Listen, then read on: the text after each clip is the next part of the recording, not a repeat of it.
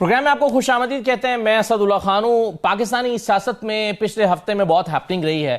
اڈیالہ میں بھی پھر جو فیصلہ آیا ہے عمران خان صاحب اور بشرا بی بی کے حوالے سے، اور اس کے بعد پھر مذاکراتی کمیٹی کا اجلاس 16 تاریخ کو آخری ہوا تھا. اس میں ایک ہفتے کی ڈیڈ لائن تھی.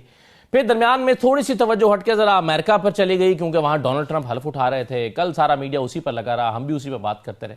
لیکن واپس ذرا توجہ دیتے ہیں پاکستان کی سیاست میں کیا چل رہا ہے اور مذاکرات کا کیا بن رہا ہے. اور جو بیانات آج آنا شروع ہوئے ہیں ان مذاکرات کے حوالے سے، خواجہ آصف صاحب تو خیر پہلے ہی دن سے ہوپ فل نہیں تھے. عمران خان صاحب کے بیانات بھی کہیں کہیں اشارہ دیتے ہیں کہ زیادہ پر امید وہ نہیں ہیں، لیکن مذاکرات کو بہرحال پی ٹی آئی جاری رکھے ہوئے تھی. کہاں پہنچے ہیں مذاکرات؟ شیخ وقاص اکرم صاحب ہمارے ساتھ موجود ہیں، پاکستان تحریک انصاف کے رہنما اور سیکرٹری اطلاعات. بہت شکریہ شیخ صاحب، خوش آمدید. سر، کیا بنا مذاکرات کا؟ کہاں پہنچے ہیں مذاکرات؟ ہم تو انتظار میں ہے کہ جوڈیشل کمیشن کی فارمیشن جو ہے وہ اناؤنس کی جائے گی، اس کا نوٹیفیکیشن ہوگا اور ہم چوتھی نشست کر لیں گے. تیسری نشست تو ہم نے کر لی، ہم نے واضح طور پہ چیزیں ان کو کنوے کر دی. انہیں چیزیں ریٹن میں چاہیے تھی، ہم نے رائٹنگ دے دی ہیں. بڑا شوق تھا ان کو، ہم نے ان کا شوق پورا کر دیا.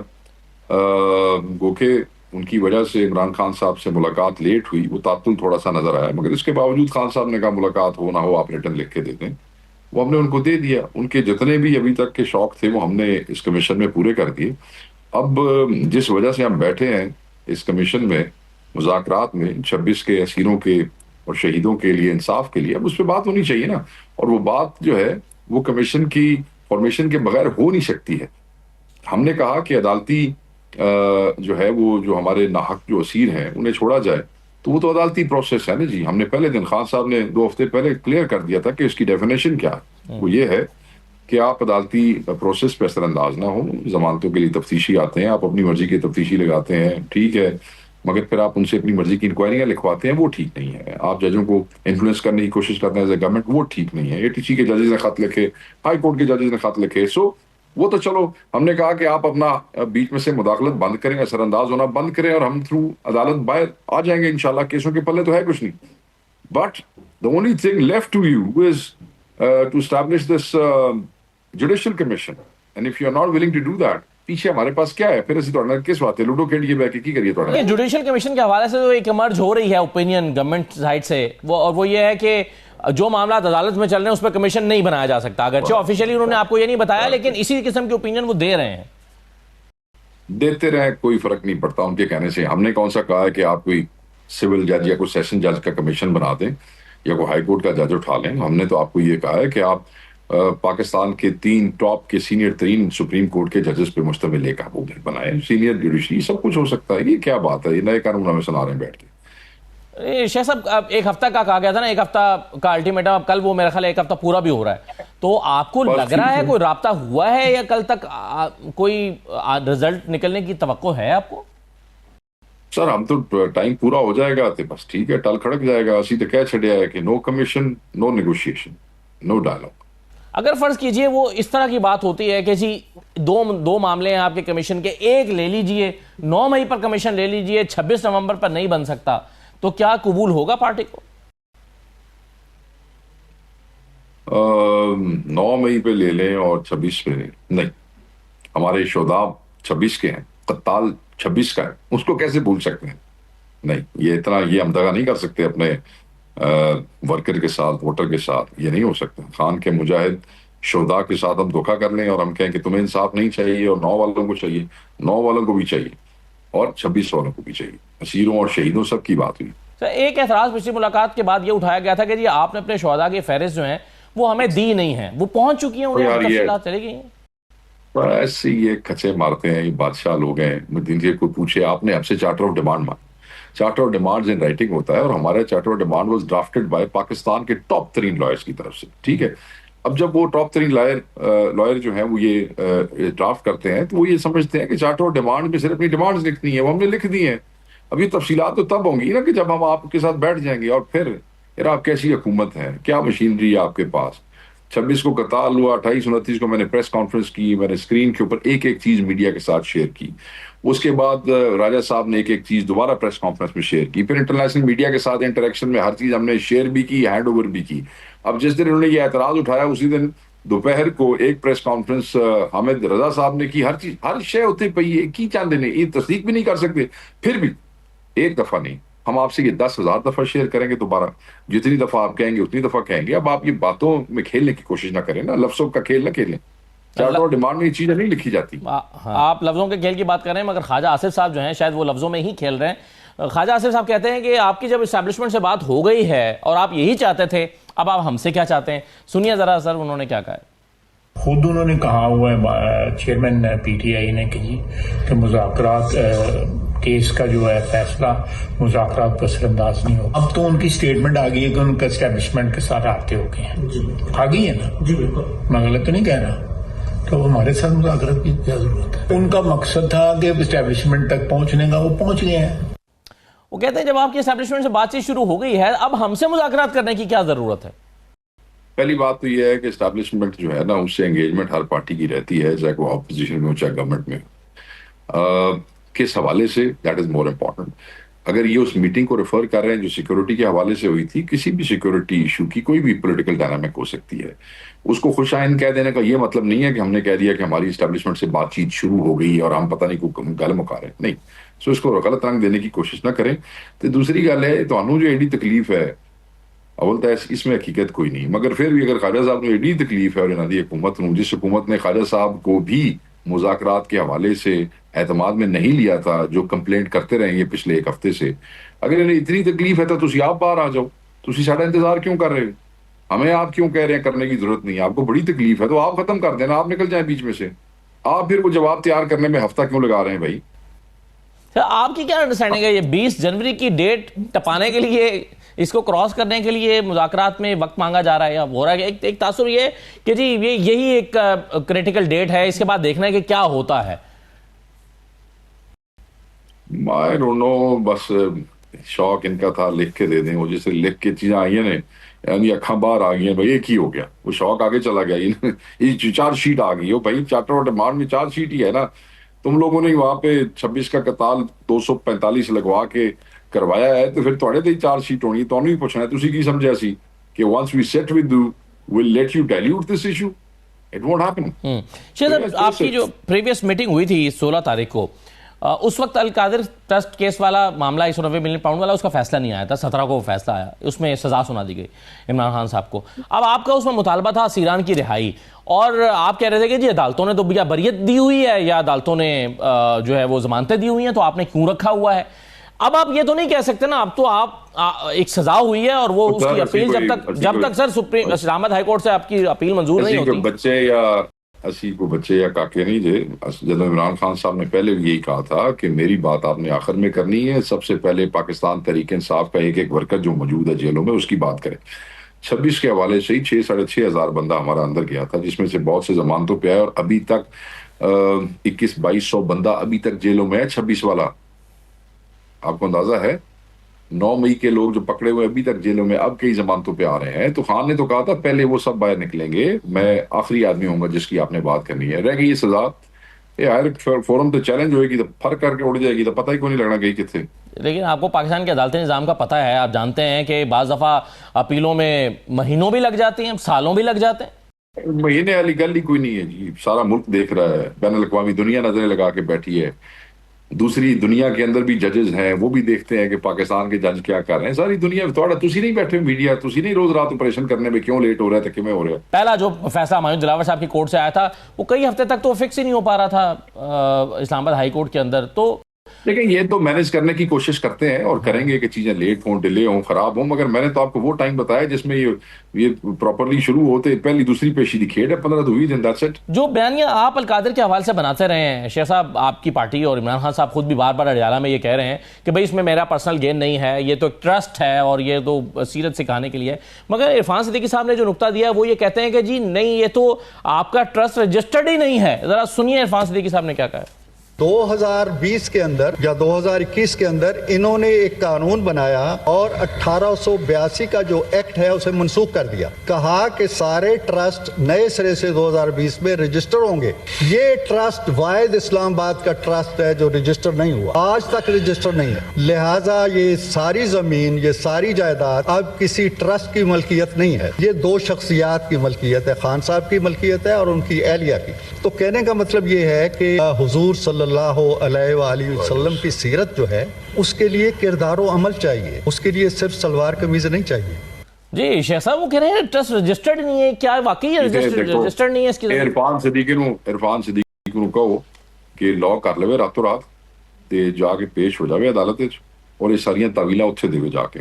یہ ساری کہانیاں نا جب ہم اس کو چیلنج کریں گے نا, یہ جو کہانیاں سنا رہے ہیں یہ وہاں جا کے دیں, وہ اس کو ڈیل کریں گے, ہمارے وکیل جواب دیں گے. اگر میرے سے آپ نے ایسے لیمن جواب لینا ہے نا تو پھر تو قصہ ہی مکا چھڑیا عرفان صدیقی نے, قصہ ہی مکا چھڑیا ہے.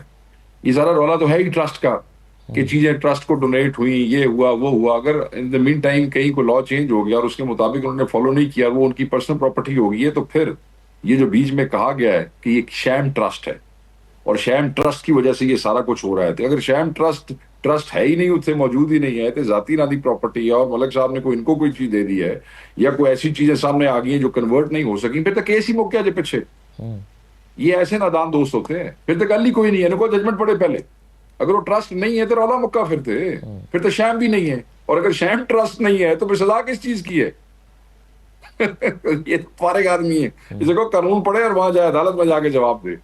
ٹھیک ہے. اچھا شیخ صاحب, اب صورتحال یہ ہے کہ صاف دکھائی دے رہا ہے کہ مذاکرات سے بہت ہی کم امیدیں شاید تحریک انصاف کے لوگوں کو بھی وابستہ ہیں, جو اور کمیٹی کے لوگوں کو بھی جن سے ہماری بات ہوتی ہے. کیا ہونے جا رہا ہے؟ یعنی اگر یہ اس میں سے کچھ نہیں نکلتا, 31 جنوری کے بعد کچھ ہوگا, کیا ہوگا؟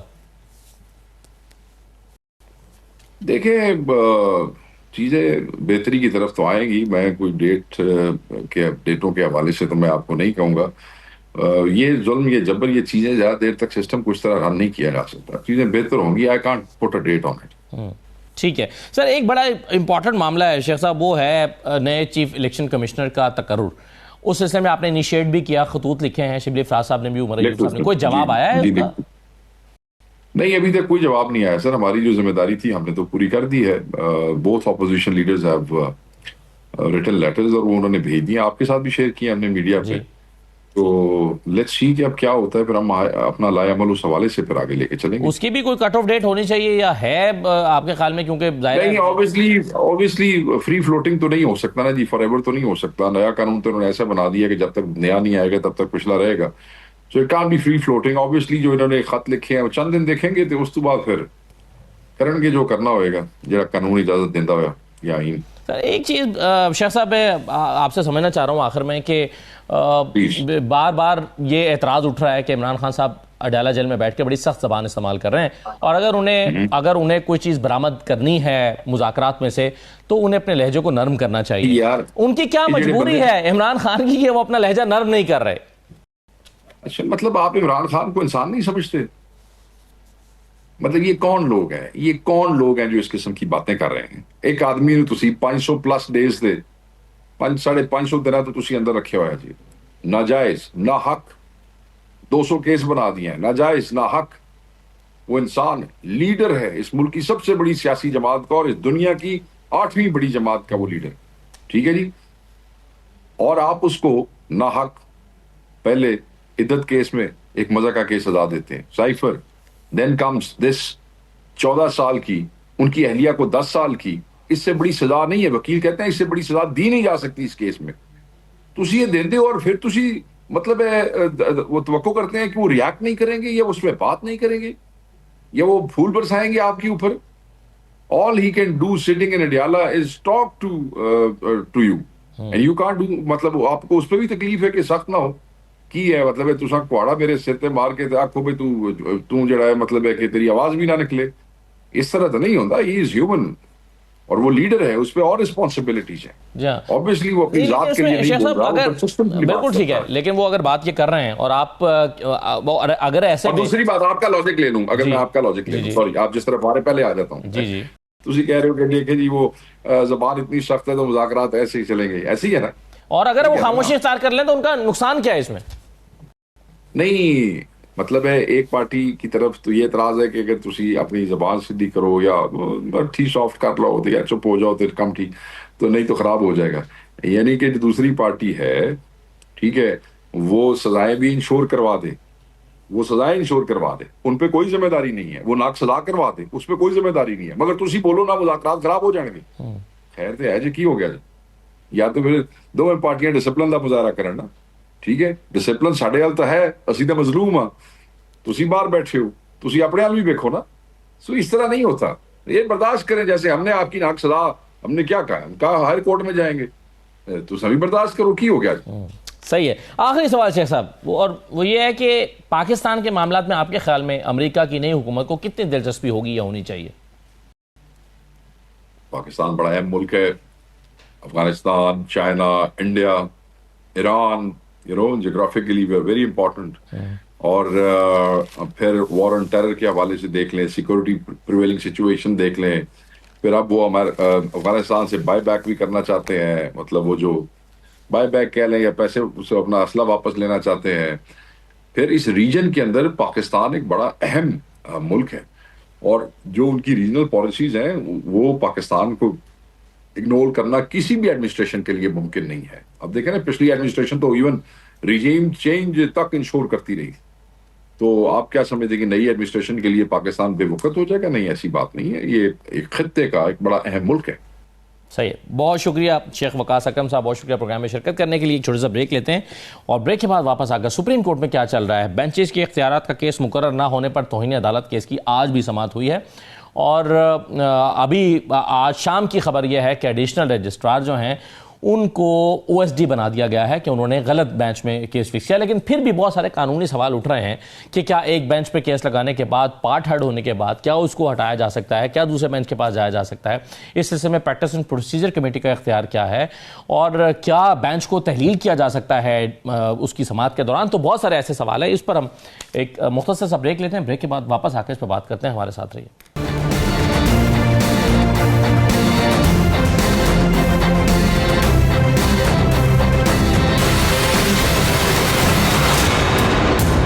بریک کے بعد دوبارہ آپ کو خوش آمدید کہتے ہیں. بینچز کے اختیارات کا کیس سپریم کورٹ میں مقرر نہ ہونے پر آج بھی توہین عدالت کیس کی سماعت ہوئی ہے. بہت سارے سوالات اب اس کنٹروورسی سے جنم لے رہے ہیں. کئی سوالات خود سپریم کورٹ نے اٹھائے ہیں، عدالتی معاون مقرر کیے گئے ہیں، ان کے ساتھ سوال رکھے گئے ہیں، اور ان میں سے چند سوال ایسے ہیں جن کا جواب شاید سپریم کورٹ کے پاس بھی موجود نہیں ہے، اور اس پر ایک ڈیبیٹ ہے. شاید سپریم کورٹ انہی سوالوں کا جواب چاہتی ہے. مثلا یہ کہ جب ایک بینچ بن جائے اور کیس لگ جائے تو کیا پریکٹس اینڈ پروسیجر، اور وہ پارٹلی ہرڈ بھی ہو اس کی، یعنی اس کی کچھ حصے پر کچھ سماعت ہو بھی چکی ہو، تو پھر کیا اس کو پریکٹس اینڈ پروسیجر کمیٹی واپس لے کر کسی اور کو دے سکتی ہے؟ یا اگر ایک کیس چل رہا ہے کیا وہ بینچ توڑا جا سکتا ہے، جیسے جسٹس عائشہ ملک کو نکال دیا گیا؟ کیا یہ ممکن ہے؟ اور اگر ایسا ہوگا تو پھر جسٹس منصور صاحب نے آج یہ ریمارکس دیے ہیں کہ پھر تو اگر ایک کیس کا نتیجہ آنے والا ہوگا اور لگے گا کہ یہ فیصلہ حکومت کے خلاف آنے والا ہے تو پھر تو بینچ تبدیل کر دیا جائے گا. یہ کیسے ممکن ہوگا؟ اسی پہ بات کریں گے. ہمارے ساتھ حافظ احسان صاحب موجود ہیں، ماہر آئین و قانون. بہت شکریہ آپ صاحب، خوش آمدید. ریاست علی آزاد صاحب بھی ہمارے ساتھ موجود ہیں، آپ بھی ماہر آئین و قانون ہیں. بہت شکریہ ریاست صاحب، آپ کو بھی خوش آمدید. حافظ صاحب، جب ایک بینچ بن جائے اور وہ پارٹ ہرڈ بھی ہو تو کیا پریکٹس اینڈ پروسیجر کمیٹی ایک بینچ سے لے کر معاملہ دوسرے بینچ کو دے سکتی ہے ایک کیس؟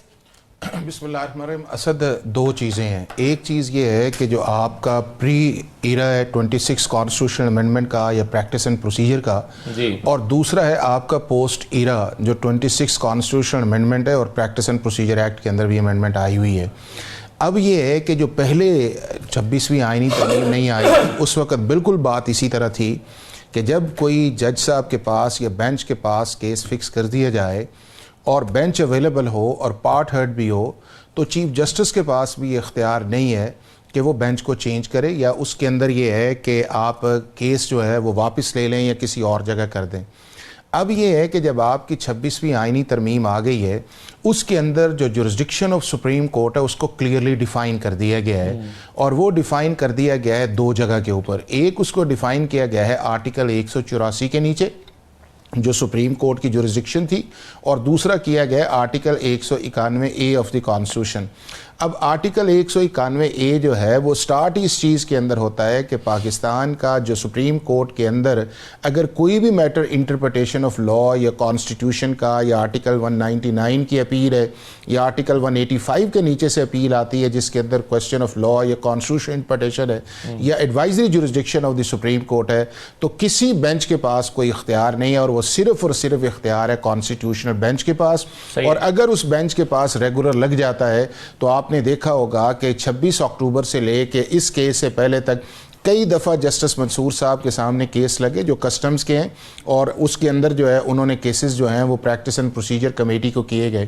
اب اس کے اندر یہ ہے کہ یہ والا جو معاملہ تھا اگر تو صرف کسٹمز ایکٹ کی حد تک رہتا کہ کانٹروورسی تھی، بات ٹھیک تھی. جب ایف بی آر کے کاؤنسل نے پوائنٹ آؤٹ کر دیا کہ سیکشن 231A جو ہے کسٹم ایکٹ ہے اس کی انٹرپریٹیشن ہے، اور آگے جج صاحب نے یہ کہہ دیا تو جج صاحب کو کیا جج صاحب خود سے واپس بھیج سکتے ہیں؟ بالکل بھیج سکتے ہیں نا، بالکل بھیج سکتے ہیں، اور بھیجتے رہے ہیں نا، بھیجتے رہے ہیں، کوئی ایک تو نہیں ہوا. جسٹس منصور کا تو آپ صاحب یہ سوال ہے نا، وہ تو یہ کہہ رہے ہیں نا کہ میں کیسے یہ جج کروں گا کہ یا کیا چیز ڈیفائن کرتی ہے کہ میرے پاس اس کو سننے کا اختیار نہیں ہے، میں سن سکتا ہوں. کانسٹیٹیوشن ہے نا، جب آپ کے کانسٹیٹیوشن کے اندر لکھا ہوا ہے کہ پاکستان کی سپریم کورٹ کی ورکنگ آئندہ سے یہ ہوگی کہ ایک ورکنگ وہ ہوگی جو آئین اور قانون کی انٹرپریٹیشن ہے، اور ایک وہ ہے جو ریگولر کیسز ہیں.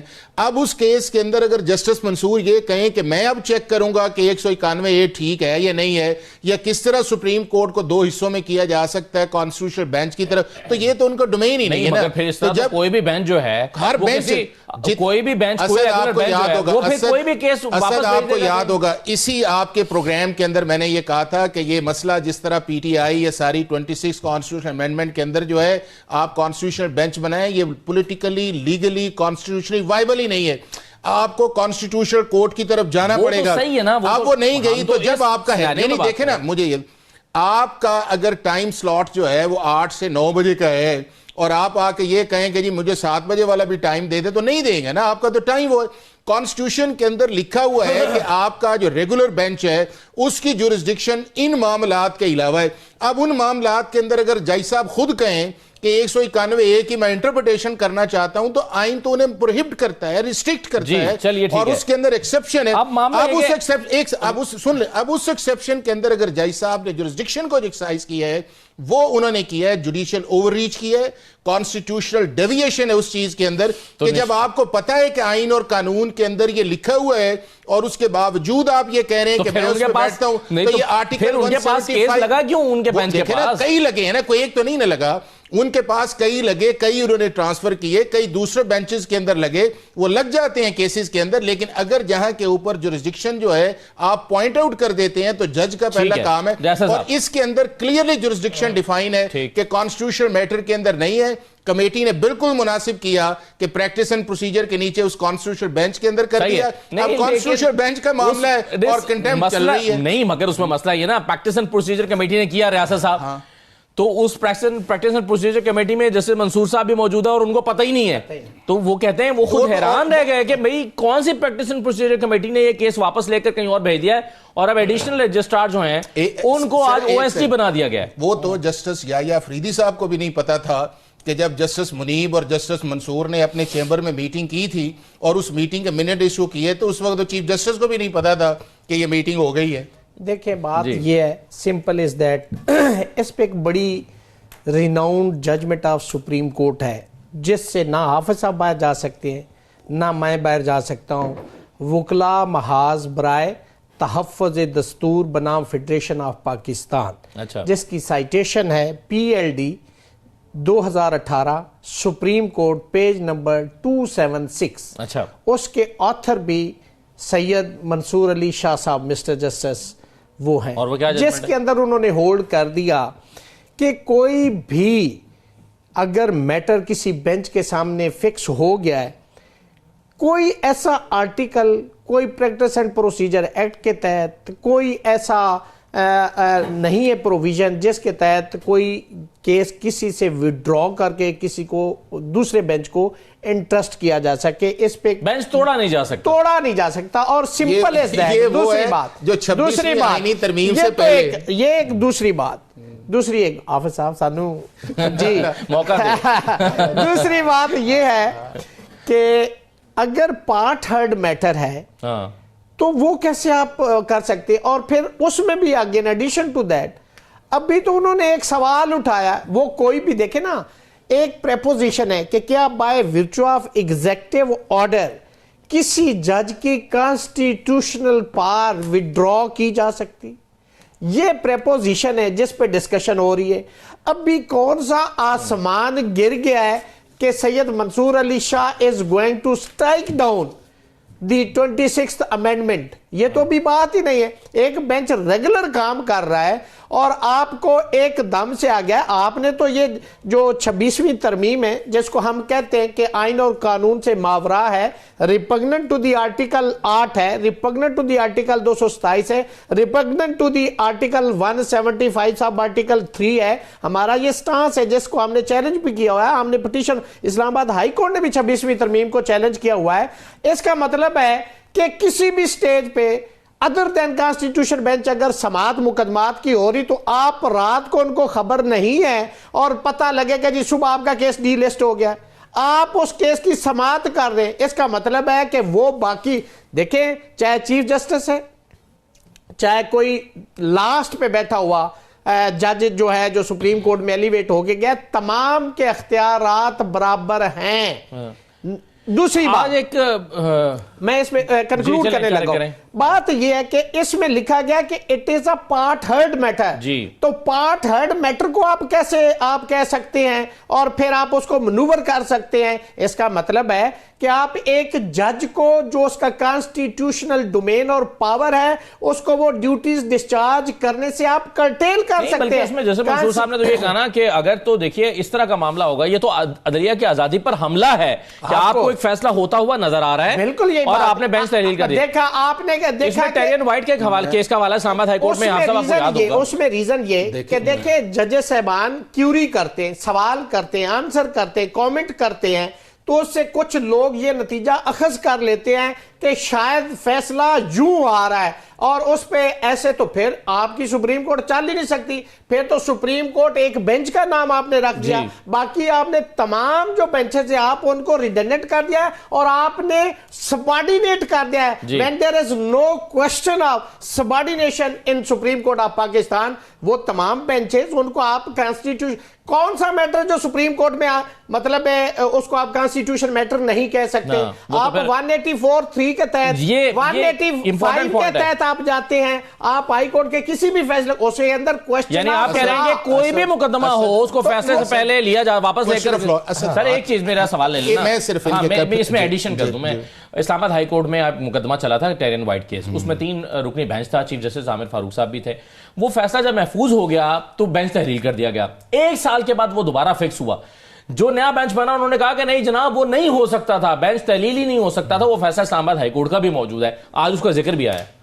دیکھیں اصل چیز یہ ہے کہ یہ ساری باتیں اس دور تک ٹھیک تھیں جس دور کے اندر آپ کا نہ 26ویں آئینی ترمیم آئی تھی نہ پریکٹس اینڈ پروسیجر آیا تھا. اب آزاد صاحب کو یا کسی کو 26ویں آئینی ترمیم اچھی لگے یا نہ لگے, یہ پاکستان کے آئین کا حصہ ہے. جتنی دیر وہ آئین کا حصہ ہے اتنی دیر پاکستان کا ہر شخص بشمول ہائی کورٹ یا سپریم کورٹ کا جج جو ہے وہ اس کا پابند ہے. آپ کے آرگومنٹ کو مان بھی لیا جائے نا تو پھر اس میں ایک پرابلم رہے گا. وہ یہ ہے کہ کسی بھی سٹیج پر کسی بھی مقدمے کو کسی سٹیج پہ نہیں, اس طرح نہ کریں. بات یہ ہے ایک سیکنڈ سن لیں. آج سے پہلے جتنے بھی کیسز انکم ٹیکس کے یا کسٹمز کے تھے 26ویں آئینی ترمیم کے بعد جو تھے وہ جسٹس منصور صاحب نے ڈیسائیڈ کی ہیں, اور اس کے اندر جو میرٹس والی بات تھی وہ تھی. اس کیس کے اندر جب بات یہ آئی کہ جب ایف بی آر کے لائر نے کہا کہ سر یہ انٹرپریٹیشن آف لا کا آپ نہ دیکھیں, اب جب پہلے لوگ کہتے تھے یا وکیل کہتے تھے, منصور صاحب کہتے تھے اب میں بے بس ہوں, اب میں معاملہ اس کو بھیج دیتا ہوں, یہاں پہ انہوں نے کہا کہ نہیں اب میں بے بس نہیں ہوں, اب میں فیصلہ کروں گا کہ 191 جو ہے وہ انڈیپینڈنس آف جوڈیشری کو ہٹ کرتی ہے یا نہیں کرتی. اب یہ جو جس ڈومین کے اندر وہ گئے وہ ان کا ڈومین نہیں ہے. بڑے ریسپیکٹیبل جج ہیں, بڑے اچھے جج ہیں, لیکن کانسٹیٹیوشن سے اوپر نہیں ہے, کانسٹیٹیوشن سے نیچے ہیں. اب کانسٹیٹیوشن یہ کہتا ہے کہ 191 کی ڈٹرمینیشن جو ہے وہ کانسٹیٹیوشنل بینچ کرے گا, اس کو بنائے گا جوڈیشل کمیشن آف پاکستان. اس جوڈیشل کمیشن آف پاکستان کے وہ ممبر ہیں, انہوں نے کبھی حق میں ووٹ دیا ہے, کبھی اس کا خلاف دیا. مگر چیف جسٹس منصور شاہ صاحب نے کوئی کیس ڈیسائیڈ نہیں کیا, نہیں انہوں نے تو بیسیکلی بینچ کے اختیار کے لیے ہی تو رائے مانگی ہے نا کہ بینچ کا اختیار کیا ہے. میں آپ کو سمپل ہے, ایک اسٹیچوٹ ہے اس کے نیچے آپ رینٹ میٹر سنتے ہیں, ایک اسٹیچوٹ یہ ہے اس کے نیچے آپ نارکوٹک سنتے ہیں, ایک آپ کسٹڈی کی اسٹیچوٹ ہے. اب جو رینٹ والا جج ہے وہ کہے کہ میں تو اب نارکوٹکس والا چونکہ میرے پاس آ گیا میں اس کو ڈٹرمن کروں گا, تو وہ نہیں کر سکتا. اسی طرح یہ ہے کہ جج صاحب جب تھے, جب 2-2.5 ماہ اس کام پہ لگے رہے ہیں کہ بھائی صاحب میں بے بس ہوں, اور انہوں نے کہا کہ ایک کانسٹیٹیوشنل بینچ ہے, ایک نان کانسٹیٹیوشنل, انہی کی آبزرویشن سی نا. تو اگر 2-2.5 ماہ اس سے چلتا رہا ہے, پھر اس کے بعد فکس بھی ہو گئی ہیں آپ کی جو ہے کانسٹیٹیوشن 26 امینڈمنٹ جو ہیں, تو آپ نے مائنڈ بھی ڈسکلوز کر دیا ہوا ہے کہ جی 26ویں آئینی ترمیم ٹھیک نہیں ہے. تو کبھی جب کو آئینی ترمیم یا کسی بھی لا کے اوپر اپنا مائنڈ ڈسکلوز کر دے تو وہ باعث ہو جاتا ہے, وہ بیٹھ ہی نہیں سکتا. اس وقت یہ ہے کہ پاکستان کے اصل سپریم کورٹ کے اندر 3 کیٹیگریز ہے. ایک وہ ہیں جو بقول ان کے جو بینیفیشری ہیں, اب بینیفیشری بھی سن نہیں سکتے. ایک وہ ہیں کہ جو یہ سمجھتے یہ ہے کہ ہم اس کا وکٹم ہے, یعنی کہ ان کا فیصلہ آپ آج ایکسپیکٹ کرے کہ جسٹس منصور یا جسٹس عائشہ یا جسٹس اطہر من اللہ جو ہے وہ 26ویں آئینی ترمیم کو سپورٹ کریں گے؟ نہیں کریں گے نا. اس کا انہوں نے ایک مائنڈ ڈسکلوز کیا ہوا ہے. تیسری تو باقی لوگوں نے مائنڈ ڈسکلوز نہیں کیا ہوا. نہیں تو پھر آپ یہ سپریم کورٹ میں یہ مسئلہ تو ایک زمانے سے چل رہا ہے, پھر فیصلہ آپ بینچ بنتا ہے آپ کو پتہ چل جاتا ہے کیا فیصلہ ہے, 5-2 کا ہے یا 4-3 کا ہے. پھر فیصلہ کون کرے گا؟ پھر فیصلہ وہ کرے گا جو پاکستان کا آئین کہتا ہے, آپ کو اچھا لگے یا نہ لگے. اب بات کہاں سے سٹارٹ ہوئی ہے؟ بات یہاں سے سٹارٹ ہوئی ہے کہ جب اس ملک کے اندر چیف جسٹس جو ہے اس کو آپ نے ایک نئے پروسیس میں ڈالا. اب جسٹس منصور صاحب کی بالکل لیجیٹیمیٹ ایکسپیکٹیشن تھی کہ انہیں چیف جسٹس بننا چاہیے تھا. جسٹس عائشہ کی بالکل لیجیٹیمیٹ ایکسپیکٹیشن ہے بننا چاہیے تھا. جسٹس شاہد وحید کی بالکل لیجیٹیمیٹ ایکسپیکٹیشن ہے بننا چاہیے تھا. بٹ پاکستان کے کانسٹیٹیوشن نے کہا ہم اس پروسیس کو چینج کرتے ہیں.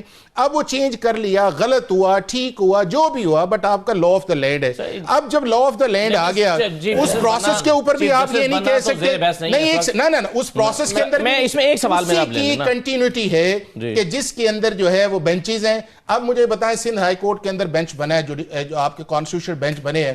اب دوسرے جج یہ کہیں کہ جی چونکہ ہم بیٹھیں گے ہی نہیں, چونکہ ہم بینچ کا حصہ نہیں ہے, تو آپ کو کانسٹیٹیوشن کا آپ نے حلف اٹھایا ہوا ہے. میں ایک اسپیسیفک معاملے پر آنا چاہتا ہوں نا حافظ صاحب, یہ جو اسپیسیفک معاملہ ہے, میرا اس میں سوال لے لیجیے گا ریاست صاحب, وہ یہ ہے کہ کیا جوڈیشل آرڈر جو ہیں اس کو ایڈمنسٹریٹو آرڈر کے ذریعے سے چیلنج کیا جا سکتا ہے؟ یہ سوال ہے. تو جوڈیشل آرڈر یہ سوال ہے, جوڈیشل آرڈر کیوں نہیں ہے؟ یہ سوال ہے, یہ سوال کہہ رہے وہ ہے ہی نہیں ہے. اسی کو میں نے شروع میں کہا کہ جوریسڈکشن ہی نہیں ہے تو جوڈیشل آرڈر کہاں سے آ گیا؟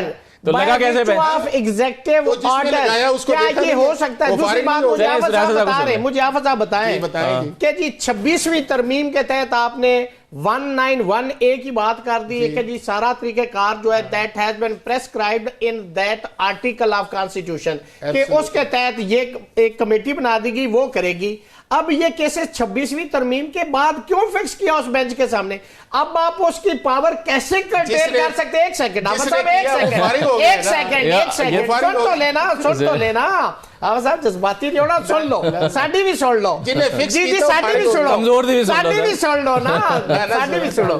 سوال یہ پیدا ہوتا ہے کہ آپ نے کیس لگا دے, یعنی آپ اس جج کو اتنا کرٹیل کرنا چاہتے ہیں کہ وہ کوئی سوال بھی نہیں پوچھ سکتا, وہ کسی کوشچن آف لا کو ڈیٹرمن بھی نہیں کر سکتا, تو پھر وہ جج تو نہ ہوا سپریم کورٹ کا. آپ نے تو نہیں دیکھیں. دوسری بات یہ ہے, جب کیس ان کے پاس گیا, کیا آپ کو کسی چیف جسٹس کو یہ اختیار ہے کہ وہ بینچ اس کو توڑ دے؟ کیا اس کے پاس ایسا اختیار ہے ود آؤٹ کمیٹی؟ کیا کوئی ایسا اختیار ہے کہ اس بینچ کو فلیکچویٹ کر دے؟ کیا اس بینچ کے پاس یہ اختیار جو سن رہا ہے اس نے کہا کہ پارٹ ہرڈ ہے. دیکھیں یہ تو بہت بڑی ڈینجرس چیز ہوگی پوری عدلیہ کے لیے. کیسے؟ جیسے آپ نے شروع میں کہا نا اسد بھائی کہ ایک کیس کی ہیئرنگ ہو رہی ہے, جب کیس کا ٹرائل کنکلوڈ ہوتا ہے, at the end of the conclusion of that matter, یہ سمجھتے ہیں کہ یہ ایسے ہوگا اور اس کو آپ اس کو آپ اس وقت یا بینچ توڑ دیں یا ڈی لسٹ کر دیں یا جن کر دیں یا آئینی بینچ کے پاس یا کہیں جی آئینی بینچ کے پاس ہے. یہ کس کے پاس اختیار ہے؟ یہ بڑے اچھے کرمنل کے لائر ہیں. ہر جو مرڈر کیس کا فرسٹ کاگنیزنس میجسٹریٹ لیتا ہے اور میجسٹریٹ کاگنیزنس لے کے کہتا ہے میرا اختیار نہیں ہے, وہ سیشن جج کو دے دیتا ہے. سیشن جج کسی خود یا ایڈیشنل سیشن جج کو. اب میجسٹریٹ جو ہے اس نے کہا چونکہ پولیس نے چلان مجھے دے دی ہے, اب میں نے 302 کا فیصلہ کرنا ہی کرنا ہے. میرا سوال ایک سیکنڈ, بڑا کمال کا سوال اٹھا ہے. اس پہ آفت صاحب سی آر پی سی کا سیکشن 190 ہے جو یہ کہتا ہے کہ جب چلان کوئی بھی آئے گا, 191 اے آ گیا نا, ایک سیکنڈ آرٹیکل 191 اے آ گیا, جب آئے گا تو چاہے وہ مرڈر کیس ہے, چاہے وہ ٹرائبل بائی جوڈیشل میجسٹریٹ ہے, اس کورٹ میں بذریعہ پراسیکیوٹر سبمٹ ہوگا.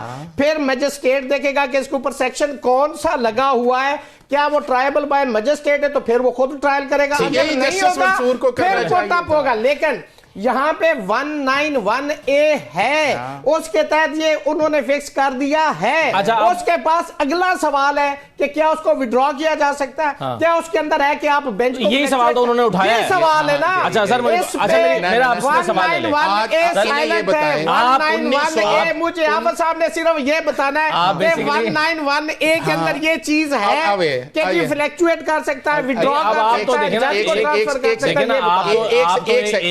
ایک سے پھر میں 190 جس سی آر پی سی کا ذکر کرتے ہیں, پروسیکیوشن چلان جمع کر دیتی ہے. کیا پروسیکیوشن جب چلان جمع 190 میں لکھا ہے کہ پروسیکیوشن وڈرا کر سکتی؟ نہیں ہے. جج نے دیکھنا ہے کہ اگر یہ میرے اختیار کے اندر ہے تو میں خود, نہیں تو سیشن بجائے. رجسٹرار آفس نے غلطی سے کر دی اور رجسٹرار جو ہے فارغ ہو گیا. اب اس جب جج کے پاس گیا تو اس نے پہلا دیکھنا ہے, پہلا دیکھ لیا. اب 191A کے اندر وہ نہیں کر سکتے. ہمارے بڑے وہ نہیں کر سکتے. ایڈیشنل رجسٹرار کو او ایس ڈی بنانے سے اس کا اٹھایا ہوا قدم کلعدم تو قرار نہیں ہو جائے گا نا سر؟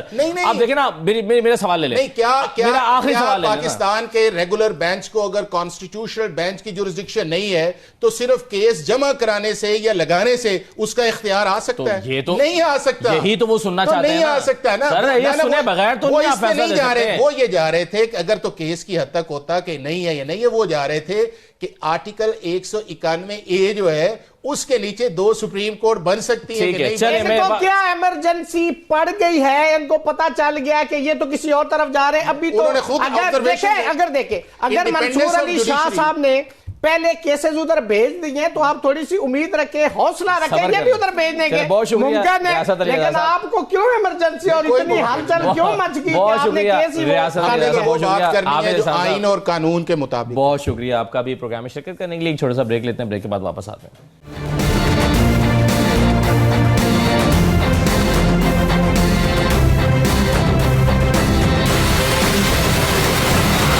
کے بعد آپ کو دوبارہ خوش آمدید کہتے ہیں. ڈونلڈ ٹرمپ امریکہ کے 47ویں صدر کے طور پر حلف اٹھا چکے ہیں اور حلف اٹھاتے ہی انہوں نے ایک تو جو بائیڈن کے 78 حکم نامے ان کو منسوخ کیا اور پھر درجنوں ایگزیکٹو آرڈر جاری کیے. عام طور پر جو صدور ہیں ماضی میں بھی وہ ایگزیکٹو آرڈر جاری کرتے رہے ہیں اور یہ ان کا اختیار بھی ہے, لیکن بڑی تعداد میں پہلے ہی دن ایگزیکٹو آرڈرز کا جاری کرنا یہ تھوڑا سا حیران کن لگا پوری دنیا کو. کل اپنی ابتدائی تقریر میں انہوں نے جو داخلی ایشوز ہیں امریکہ کے اس پر زیادہ بات کی اور سب سے زیادہ فوکس ان کا رہا جو سدرن بارڈر ہے میکسیکو کا, اس پر ایمرجنسی کا نفاذ. اب یہ کس طرح سے ممکن ہوگا؟ اور پھر بہت سارے لوگ شاید زیادہ ایکسپیکٹ کر رہے تھے چائنا کے حوالے سے, رشیا یوکرین وار کے حوالے سے, ایران کے حوالے سے, لیکن اس حوالے سے انہوں نے زیادہ بات نہیں کی ہے. میرے ساتھ نجم الدین شیخ صاحب موجود ہیں, سابق سفیر ہیں اور خارجہ امور کے ماہر ہیں. بہت شکریہ نجم الدین شیخ صاحب, آپ کو خوش آمدید کہتے ہیں. سر, ایک تو ڈونلڈ ٹرمپ کا اتنی بڑی تعداد میں ایگزیکٹو آرڈر جاری کرنا اور پھر جو بائیڈن کے 78 حکم ناموں کو منسوخ کر دینا, کیا یہ حیران کن ہے یا پھر جو بائیڈن اسی قسم کی شخصیت ہیں؟ دیکھیے یہ حیران کن آپ کو معلوم ہوتا ہے، لیکن اس کی جو کیمپین تھی اس میں یہ چیزیں وہ کہہ چکا تھا، اور یہ ان چیزوں کے بنا پہ وہ سمجھتا ہے کہ یہ چیزیں جو انہوں نے کہیں اس کی وجہ سے یہ الیکٹ ہوئے ہیں، کیونکہ امریکہ میں لوگ تنگ آئے ہوئے ہیں کہ ہم نے اپنے آپ کو فورن افیئرز میں بہت انٹینگل کیا ہے، ہم بہت ساری چیزیں کر رہے ہیں اور اپنی ڈومیسٹک جو مسئلے ہیں ان پہ فوکس نہیں کر رہا ہے۔ وہ کہہ رہا ہے کہ صاحب امریکہ سیلف کنٹینڈ ہے، امریکہ کو کسی اور کی ضرورت نہیں ہے، اور ہمیں جن چیزوں کی ضرورت ہے وہ ہم تجارت کے طور پہ کریں گے، جو دیں گے اس کے عوض ہم لیں گے۔ اور یہ جو چیز ہے، لیکن بڑی چیز جو ان کی ہے وہ یہ کہ مائیگریشن کو بند کریں گے، اور خاص طور پہ کینیڈا اور میکسیکو جہاں سے ان کا ٹریڈ بہت ہے، اس کو وہ چاہتے ہیں کہ اس میں اس قسم کی بندشیں لگیں کہ وہاں پہ سے مائیگریشن نہ ہو، اور دوسری چیز یہ کہ ہماری تجارت جو ہے وہ ٹرانزیکشنل ہو، کہ جو ہم دیتے ہیں اس کے عوض ہمیں کچھ ملنا چاہیے۔ صحیح ہے۔ تو نجم الدین صاحب، اب پاکستان آپ کے خیال میں ڈونلڈ ٹرمپ کی آمد کو کس طرح سے دیکھ رہا ہے؟ پاکستان کی توقعات کیا ہیں؟ پاکستان کے خدشات کیا ہیں آپ کے خیال میں؟ دیکھیے، پاکستان اس وقت ٹرمپ کی نظر میں کوئی خاص پرائیورٹی نہیں رکھتا، نہ صرف پاکستان، ہندوستان، ساؤتھ ایشیا سمجھ لیجئے کہ اس کے پرائیورٹیز میں نہیں ہے۔ اس کی پرائیورٹی یہ ہے کہ صاحب امریکہ سیلف کنٹینڈ ہے، امریکہ ایک اس قسم کی مینوفیکچرنگ کیپیسٹی رکھتا ہے کہ جو خاص مینوفیکچرنگ کرنی ہے۔ پاکستان پہ یہ اس کا اثر نہیں پڑے گا میرے نظر میں، کیونکہ ہماری جو کموڈٹیز جو ہم امریکہ کو بھیجتے ہیں وہ سب لو ویلیو کموڈٹیز ہیں، اور اس کو وہ نہیں چاہے گا کہ امریکہ میں مینوفیکچر کیا جائے۔ لیکن جو ہائی کوالٹی چیزیں ہیں جو اب وہ چین سے لے رہے تھے، اور جہاں پہ امریکنوں نے فیکٹریز لگائی تھیں امریکن مارکیٹ کے لیے، وہ چاہتا ہے کہ وہ فیکٹریز جو ہیں وہ واپس لے آئیے امریکہ میں۔ تو زیادہ تر جو ہمارے ساتھ جو آپ پوچھ رہے ہیں، مجھے لگتا ہے کہ امریکہ ٹرمپ کے لیے ساؤتھ ایشیا، یا آپ سمجھ لیجیے کہ ساؤتھ ایشیا اور ساؤتھ ایشیا کے ساتھ بہت سارے اور ممالک بھی شامل ہو سکتے ہیں، اس کی کوئی خاص اہمیت نہیں ہے، کیونکہ وہ اس کی جو فوکس ہے وہ ڈومیسٹک ہے، اور اس کا یہ بلیف ہے کہ امریکہ سیلف کنٹینڈ ہے۔ اس کے جو مسئلے ہیں کینیڈا کے ساتھ اور میکسیکو کے ساتھ وہ ہیں مائیگریشن کے، ان کو وہ ریزالو کرنے کی کوشش کرے گا، اور ریزالو کرے گا by tariffs and by migration کو روکنے کی، جو انہوں نے انجنکشنز کی ہیں، اور جن کا آپ نے ابھی ذکر کیا کہ اس نے بہت سارے آرڈرز پاس کر دیے ہیں۔ یہ سب اسی چیز کے کا نشان ہے کہ نہ صرف ٹرمپ لیکن امریکی عوام جو ہے اس میں بہت اس کے لیے حمایت ہے۔ اس کی وجہ سے ابھی جو پولز ابھی نکل رہے ہیں اس میں نظر آتا ہے کہ یہ جو پالیسیز اس کے مائیگریشن کے سلسلے میں کی ہیں اس میں میجورٹی ہے۔ کس قسم کی میجورٹی ہے وہ سوال پہ تھوڑی دقت۔ مگر نجم صاحب، آپ نے جیسا کہ فرمایا، آپ نے کہا کہ ساؤتھ ایشیا کوئی زیادہ دلچسپی کا حامل نہیں ہے ڈونلڈ ٹرمپ کے لیے، مگر ہم نے ہمیشہ سے دیکھا کہ امریکہ کی یہ خواہش رہی ہے کہ پاکستان چائنا کے بہت زیادہ قریب نہ ہو جائے یا بہت چائنا پر بہت زیادہ ڈیپینڈنٹ نہ ہو جائے. اور پھر ہم نے یہ بھی دیکھا کہ سی پیک کے حوالے سے بڑی ایک امریکہ کی ایک اوپینین رہی ہے اور کہا جاتا ہے کہ اس کے خلاف ایک انویسٹمنٹ بھی رہی ہے اس ریجن میں. پھر اسی ریجن میں سر افغانستان بھی ہے, تو کیوں نہیں دلچسپی رہے گی ان ایشوز پر؟ کیا اس کی دلچسپی نہیں رہے گی اب؟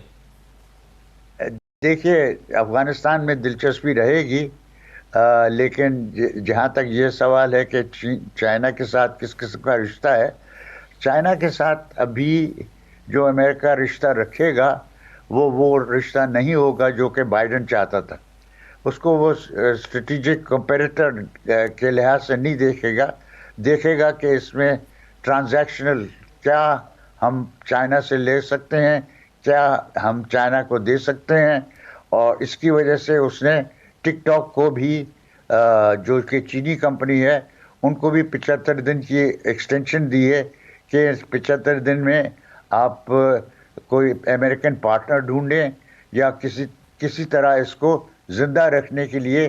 اس نے واضح کر دیا ہے کہ چین کے ساتھ وہ رشتہ نہیں رکھنا چاہتا جو کہ بائیڈن اور بائیڈن کی ایڈمنسٹریشن نے کیا تھا, وچ واز کمپیٹیٹر ایڈورسری. اب وہ اس کو ایڈورسری ٹریٹ نہیں کر رہا. یہ سمجھنا بہت ضروری ہے کیونکہ امریکہ اور چائنا اب دنیا کی 2 سب سے بڑی اکانومیز ہیں. تیسری اکانومی جرمنی کی ہے اور جرمنی کے ساتھ وہ کہتا ہے کہ صاحب یورپ ہمیں بلیڈ کر رہا ہے, ہم یورپ کے لیے پیسے خرچ کر رہے ہیں اور وہ اپنی دفاع خود کریں اور ہم سے یہ توقع نہ رکھیں کہ ہماری فورسز ان کو ڈیفینڈ کریں گی, ہم فورسز جو ہیں وہ واپس لائیں گے.